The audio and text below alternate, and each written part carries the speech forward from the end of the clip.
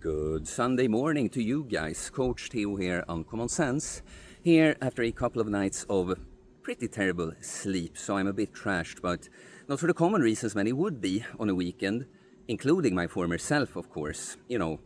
Because of having been out way too late and partying and drinking way too much and whatever else people do way too much of on way too many weekends. Junk food doesn't exactly help with high energy.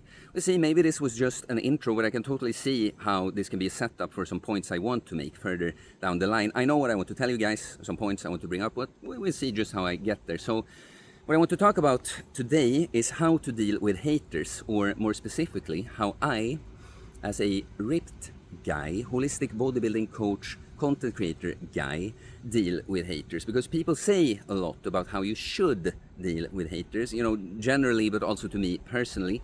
People really like to tell others what they should do when they aren't really in a position to do so, because they don't have to deal with the same thing themselves and don't really understand where the other person is coming from. Because of course what people will say is mostly like, you shouldn't give it energy, don't focus on that, don't give it time or attention, don't let it get to you.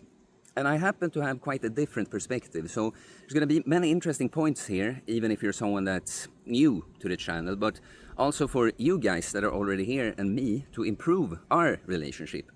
You guys can better understand where I come from as a coach, content creator, and just human being, and it will be interesting for me to get your perspective on some things, because you never know. Maybe I have some blind spots, maybe you can help me spot something so I can further improve on all those things. Coach, content creator, and just a person. So let's start here. My most recent video, about what being ripped, the experience of being a ripped person is like, pretty much how people respond to you and treat you and react to you. It didn't go viral, but it got more views than any of my videos in quite some time.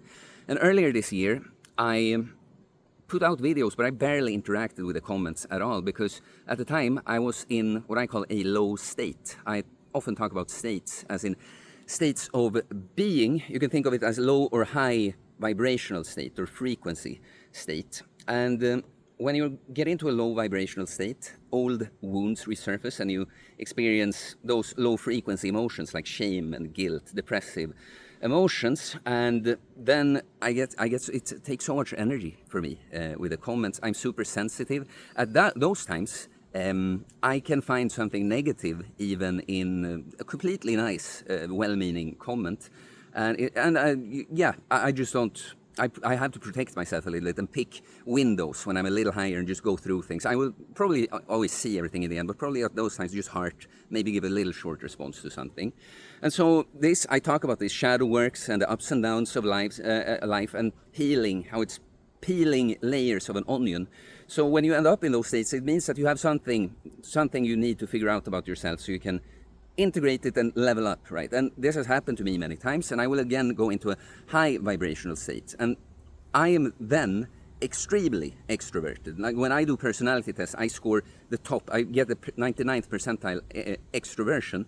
So at those times, I love interacting with comments. Like I am extremely outgoing in general, of course, but now we're talking about that. And so I love interacting with comments, both the good and the bad. And so this is the nuance that I want to make, that you shouldn't give it energy, you shouldn't let it get to you. That's the point. Of course, you don't want it to get to you, but I'm a kind of non-dualist. I never look at something as either or, right? So, of course, if you engage and focus on hate comments too much, and it actually starts getting to you, and you keep, now you're just wasting energy. Like you keep giving energy to someone that's just hating on you, and they don't really change your mind, and you just feel bad from it, right?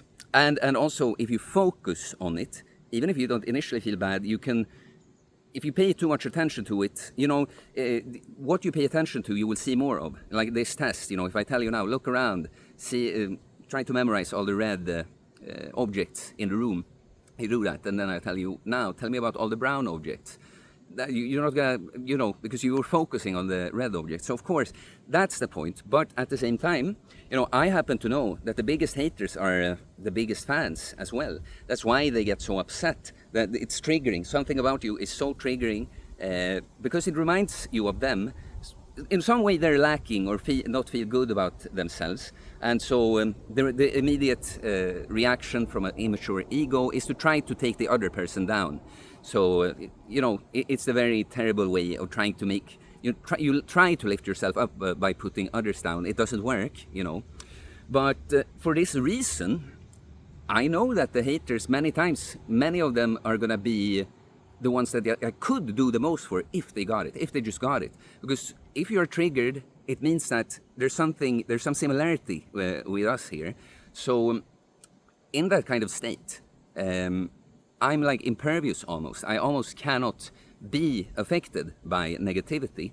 And then I'm happy to take the time to engage with comments. So it was actually perfect timing that this one video happened to, get picked up and get more comments right when I feel like it. So I decided, like, I'm going to follow. Like, I was moving around today, but I'm going to take it up and pay attention to comments and keep engaging with, like, everyone, basically. There were quite a few haters. And I guess, guys, the point I want to make here is... I'm actually, the caveat is, of course, it's not like I never ever, it gets to me or something that I'm completely actually impervious. But the reason I take the time there is I actually want to help these haters. Like, I do what I do. I care about everyone that follows my videos, even the people that are really nasty towards me, right? I want them to come around. And as long as I don't feel bad about it, why shouldn't I? And the thing is, what that looks like, with a coach, think of that too, by the way, if you want to give, because I'm going to ask you guys how you feel about it. Because the thing is, well, let's put it like this. A coach says whatever he says in the way he says it to the coachee, because he thinks that's the best way to influence them towards change, right? And so many times that isn't just stating what you think or asserting or pushing what you think a person should do on them, right? It can be sneaky, like just instead of telling someone what they should do, you tell them, I like to do this because this, and this, and this. And then because people don't like being told what to do, like you should do this, then the person may feel like, oh, that sounds good. Oh, I'll choose to do that. So, you kind of sneaked it in on them there. But another thing is, too, that when someone is currently blind, unconscious to their pain and what they have to work on, actually poking them right in the wound is because you help them notice it there, right? So what I want to come to here is that I think... some people that think, you focus on it, don't let it get to you, don't engage with it. The thing is, it's again, I'm not trying to pretend, because, all this is like sensitive stuff, People often want to pretend, like, I'm not mad. Of course I can get mad, but people often, when I'm just intense, when I'm in that sort of state, even in real life, sometimes people think I'm angry when I'm really not. I'm just being intense and kind of blunt with the way I talk. But when I see that someone is just showing up, they're just saying something to try to hurt me. All the kinds of shit, Like, I've heard it so much about the hair and the face and the glasses. Karen haircut, or girly hair, or it doesn't matter, you have a ripped body with that face, or those glasses make you look like an old woman. It's like, it doesn't get to me at all. But that a person is like that, it's clear to me, like, okay, they got triggered by something. So I will engage. I'm like, okay, I poke you back, I poke you back. And I'm gonna, the goal there is, like, of course, there's a part of me that's, I like verbal sparring. I like discussions, whether they're like angry or, more calm or whatever. But the goal there is, if the person keeps going, and I even keep pointing out, like, see, I'm happy to do this with you. You're so triggered, bro. Because I see you feel totally inferior to me, bro. Keep getting triggered. And either it will go away, or they actually notice something now. It's like, keep poking in that wound. And the ego, you kill off the ego story. You point something out so clearly that the ego just has to give in. And it has actually happened to me many times with the people that have commented or sent me messages on Instagram, but also in real life, that I took on the shin that this person got mad at me first. But then later on came and was like, hey, you were right, actually. I'm sorry for being an asshole. Yeah, you see what I mean? So the thing, you shouldn't engage with haters. It's like, yeah, of course, you should spend the majority of your energy on the people that actually get it and want to, want to be involved with you and appreciate you and that. But like I say, I care about everyone, and I see that the hater, they're not hating out of nowhere. There's something about you that really reminds them of their pain, things they could be doing better. You remind them of the bold, like I am a very triggering person to a lot of people. Just take that recent video, shirtless guy filming himself in a public place, a kind of unusual appearance, talking about being ripped and all these positive traits he and other people associate with it, and sometimes saying things in quite a blunt way, generally being quite uncommon. There's so many things that will poke people, like I don't dare to do, I don't feel good about my body, I make up the story, oh, he's flaunting it, he's arrogant, he's narcissist, or some people, some people that actually have a similar build like me, I've had those people be triggered, and like I'm more modest than you. You shouldn't just flaunt it like that. Really, what it is that they're afraid of coming off as an arrogant, attention-seeking narcissist, and they're kind of pissed that you're not mad. So you see, many people get triggered by me, and this is also, I am an individual with trauma, and I have found.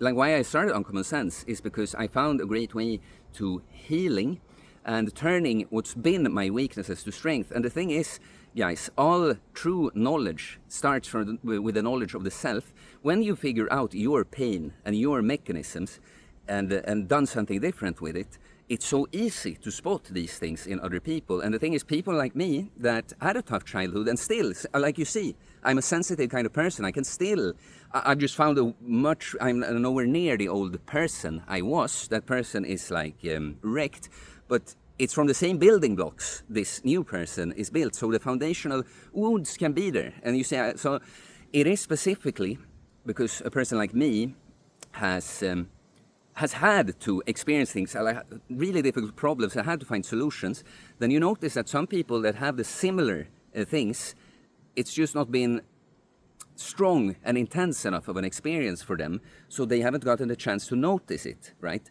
So a person like me, that's why I can be so triggering to people, and why I often know exactly what to do to poke them, because I'm actually a very triggerable person to begin with. Again, when I get into my high frequency state, almost impervious, but I will get back there and also be. But yeah, that's what I do, guys. It's holistic work. The alchemical process of turning pain into wisdom, it sounds pompous, but what it means is that when you really get to know your pain, your wounds, your insecurities, where they come from, and what behaviors, what aspects and functions of you are associated with these. Now, when you can process the pain, which is often by facing fear, like in my case, I processed a lot of my pain, because a lot of my pain was from abandonment, showing my true authentic self and being rejected for it. The panic attack episode just forced me to face and see that, it didn't really happen, right? And then there's more, fear is the emotion that clouds our judgment the most. When you in a state of fear, you cannot see clearly. So when you manage to peel it, now you can see and now some of these mechanisms, think of the metaphorical process of having a demon torment you, but you tame it and you use the powers for your own good. Like if you have a perfectionist mindset, if you hold yourself to insane standards and that, these are things that can push you to work really hard. And now when you understand where it comes from, you can use this ability without, the pain associated with always thinking you're not enough. You've learned, you see what I mean?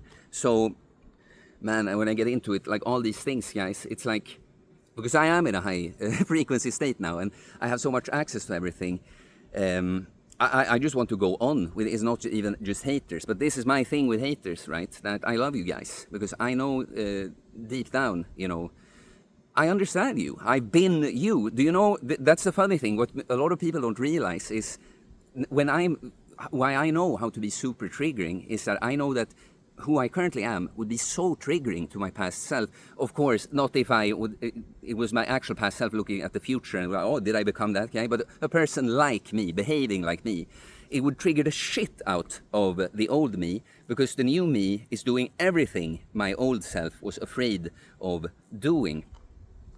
So yeah, of course, don't spend like that. That's what I try to do at other times because of course this with high and low frequency state. It's not just never black and white. It's a spectrum, and when it's easy to rationalize sometimes that no, I'm actually, this is the time to just kind of put someone in their place. But maybe I sometimes also go into an ego war, and I will notice that when I notice that I'm just trying to get the other person.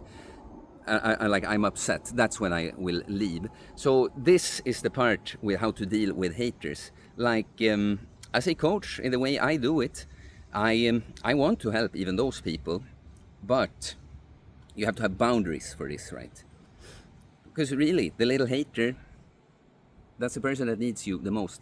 So ended up being a little bit different video than I thought. But let me make just a last point to come back to this. To explain something very interesting with these states of being. I slept quite poorly, right? And I'm someone, guys, because I've been a sensitive person, right? I've had to figure these things out. Sleep, nothing came easy to me. I've never been this person who yawns and just sleeps well.